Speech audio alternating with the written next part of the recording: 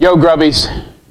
Now tonight's Guy food trick is how to calibrate your kitchen timer. I can see some of you out there recognize this timer and are yelling out to me as if I could frickin' hear them. Hey, that's not a kitchen timer, that's a pint glass for beer. Yeah, it is a pint glass for beer, but it's also a wicked good kitchen timer if you use the MacGyver part of your brain. Now here's how it works. It takes the average guy 15 minutes to swill a pint of beer. So if a guy needs to cook a rack of ribs for like 30 minutes, it takes 2 beers. Is that like ingenious or what? Now, if a guy needs a specific shorter time, he pours that much beer into his pint glass. Like 5 minutes is a third of a pint. Oops, went a little over.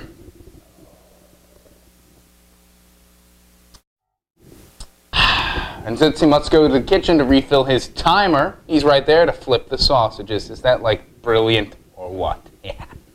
Now remember, if you don't have an accurate pint, you can burn your macho meatloaf. So make sure you calibrate. Calibrate. Now I found that on most afternoons, I drink a pint in about 15 minutes.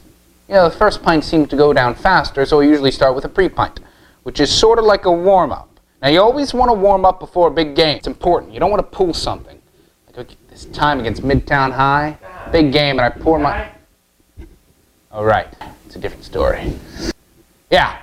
Now, I strongly recommend pouring the amount of timing fluid into your calibrator, rather than trying to remember.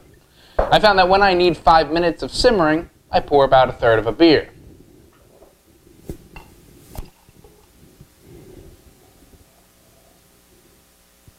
That way I always find myself in the kitchen at the right moment. And that's what I call calibration. And if I remember I'm cooking while I'm there, I'm fine. Oh, I put out overturned pints. Kind of like in a bar where they mark your buybacks with overturned shot glasses. 1 overturned for each 15 minutes. 15, 30, 45, meatloaf. Oh, I can't believe I'm so damn clever. You know, it's just something for a guy that never got an A. Well, in anything but phys ed. Well, guys, that's the guy trick for today. Calibration. Next time we'll talk about how to use a reciprocating saw to carve your holiday turkey. Pound it!